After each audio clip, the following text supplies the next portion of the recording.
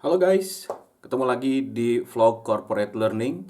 Dan saat ini saya pengen bahas satu konsep ya yang dikemukakan oleh Gottfredson.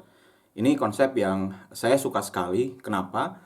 Karena konsep ini menurut saya eh, merangkumkan semua pemahaman tentang bentuk-bentuk pembelajaran, sehingga tidak perlu diperdebatkan apakah satu bentuk itu lebih baik, lebih bagus dari bentuk yang lain. Nah, seperti apa konsepnya? Check this out.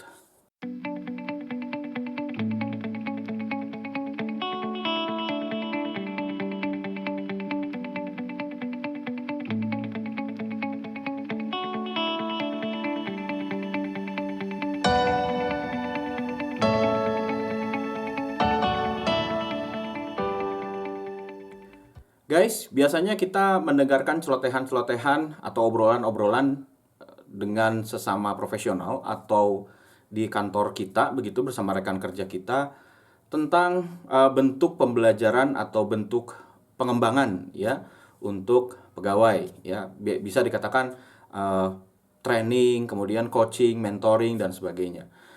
Nah, biasanya isu yang berkembang itu gini, coaching itu jauh lebih efektif loh dari training. Kemudian ada yang bilang lagi, oh enggak, mentoring justru yang lebih bagus daripada coaching. Coaching itu orangnya kadang-kadang malas tuh ditanya-tanya mulu katanya. Sedangkan mentoring kan langsung to the point, nge-guide gitu kan. Nah, terus di satu sisi lagi, tiba-tiba ada yang nyeletuk lagi. Training dong, mentoring dan coaching terlalu banyak mengajarkan praktikal, tapi lack of knowledge gitu ya. Jadi nggak ada dasar pengetahuan, dasar teori, dasar konsep yang mendasari semua praktek-praktek itu.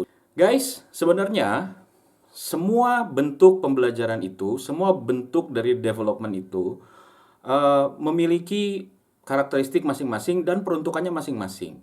Nah, tadi saya bilang bahwa saya suka banget dengan konsep dari Gottfredson ini. Kenapa? Karena si Gottfredson ini dia merangkumkan, mengemas semua bentuk-bentuk development, semua bentuk-bentuk pembelajaran itu eh, menjadi satu roadmap ya yang bisa dipegang oleh SDM untuk pengembangan SDM di perusahaan. Nah, bentuk pembelajaran yang pertama ini adalah training. Training ini diperuntukkan bagi orang-orang yang mengalami situasi yang baru. Ya, jadi misalkan contohnya karyawan baru. Ini karyawan kan baru join dengan perusahaan. Dia perlu orientasi, dia perlu mengenal, dia perlu tahu, dia perlu bisa beradaptasi, dia juga harus menyelaraskan skillnya yang dulu pernah dipakai misalkan di perusahaan yang lama, sekarang mau dipakai di perusahaan yang baru. Tentu saja ada adjustment begitu ya, ada penyesuaian-penyesuaian. Untuk keadaan seperti ini maka diperlukanlah training. Oke. Jadi training ini untuk situasi-situasi yang baru yang dihadapi oleh karyawan. Apakah hanya karyawan baru? Enggak. Karyawan yang misalkan udah lama di situ di perusahaan itu, lalu kemudian dia dinaikkan jabatannya, otomatis dia akan mendapat tanggung jawab baru, dapat tugas-tugas baru. Nah, untuk tugas-tugas dan tanggung jawab yang baru ini dia juga perlu di training. Oke.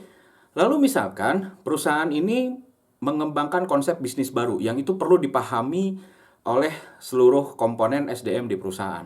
Nah, ini juga menggunakan konsepnya training, diisi knowledge, skill, dan attitude ya. Lalu produk baru misalnya ya. Perusahaan itu menerapkan produk baru atau meluncurkan produk baru dan supaya seluruh SDM yang ada di perusahaan itu paham tentang produk itu, bisa menjualkannya, bisa mensosialisasikannya kepada masyarakat, maka dilakukanlah training. Jadi untuk segala macam hal yang sifatnya baru, ini dipakailah training. Nah, kenapa? Karena yang namanya training kan konsepnya membekali dan meningkatkan knowledge, membekali dan meningkatkan skill. Jadi di sini ada proses seperti mengisi gitu ya. Orang yang asalnya tidak tahu jadi tahu, orang yang asalnya tidak terampil jadi terampil gitu. Jadi konsep yang paling tepat adalah training. Nah, bentuk pembelajaran yang kedua adalah self learning atau biasa disebut dengan self pace ya. Nah, self learning atau self pace ini mirip seperti training tapi belajarnya sendiri ya. Kita biasa menggunakan media e-learning untuk memfasilitasi atau mengakomodir kebutuhan ini.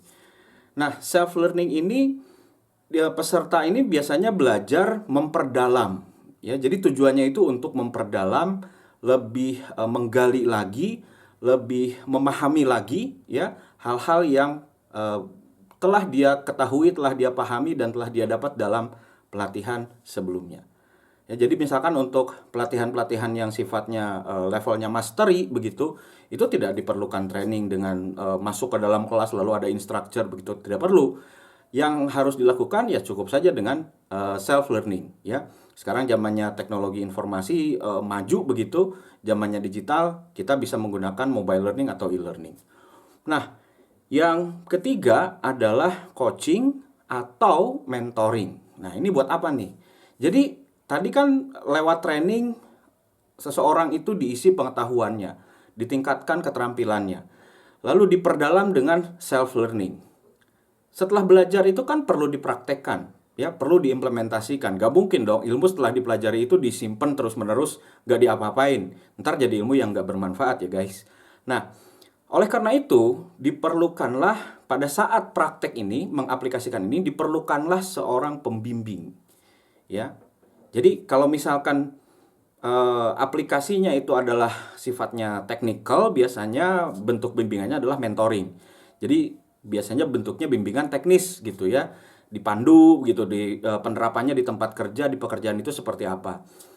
Tapi kalau misalkan orang ini sudah punya kompetensi yang cukup, dia sudah mulai bisa bekerja, dan sebenarnya dia berpotensi untuk berprestasi di pekerjaannya itu dengan kompetensi atau dengan knowledge dan skill yang sudah dia miliki, maka kita bisa gunakan metode atau bentuk coaching, ya. Jadi kita push, kita motivate, kita dorong supaya orang ini mau jauh lebih berprestasi lagi, bisa lebih memaknai lagi apa yang dia kerjakan, dan bisa mengeluarkan potensi-potensi dirinya yang masih terpendam, ya.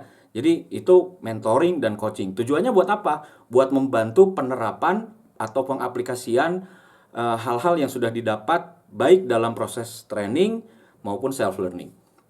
Nah, lalu yang keempat, ada yang namanya istilahnya best practice repository, ya.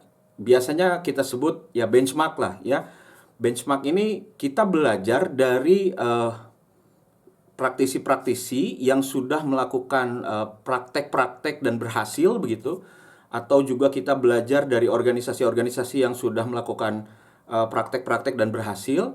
Nah, kita sarikan best practice-nya, lalu kita implementasikan, kita coba dalam pekerjaan kita sehari-hari.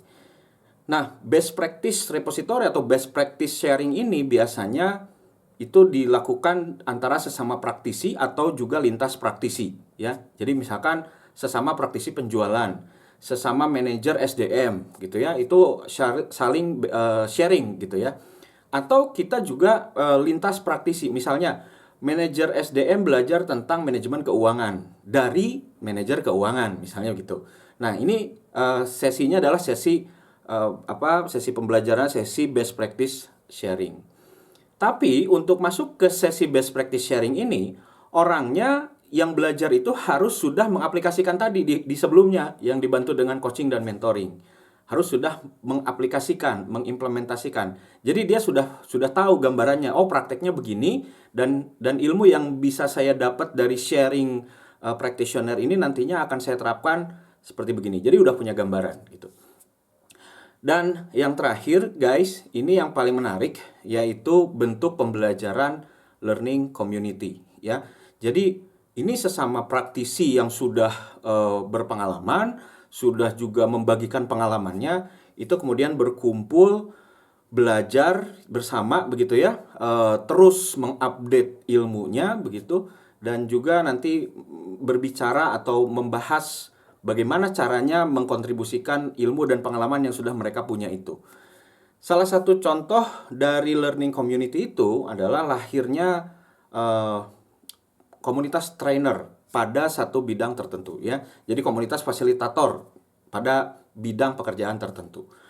Komunitas trainer menjahit misalnya, atau komunitas trainer mengelas, komunitas trainer komunikasi, ya. itu terdiri dari para praktisi yang sudah berpengalaman di bidang komunikasi ataupun di bidang teknik. Kemudian mereka berkumpul dan mereka bersepakat untuk mengajar gitu, untuk membagikan ilmunya kepada orang lain ya yang memerlukan.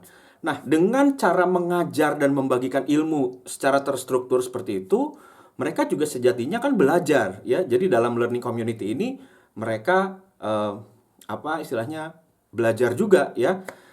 Bisa dengan caranya seperti tadi mengajar, kemudian mereka juga jadi belajar, atau misalnya mereka bergabung dalam satu asosiasi praktisi begitu, sama-sama memberikan kontribusi terhadap perkembangan industri di tanah air misalnya ya.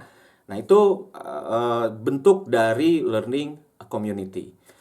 Nah, itu aja guys, 5 bentuk pembelajaran yang dikemukakan oleh Gottfredson. Dan kelima hal ini tidak ada mana yang paling baik, mana yang paling bagus, atau mana yang lebih efektif, mana yang enggak begitu ya. Karena masing-masing itu sesuai dengan karakteristik dan kondisi dari orang yang akan kita develop. Saya Muhammad Isman, sampai ketemu lagi di vlog Corporate Learning berikutnya.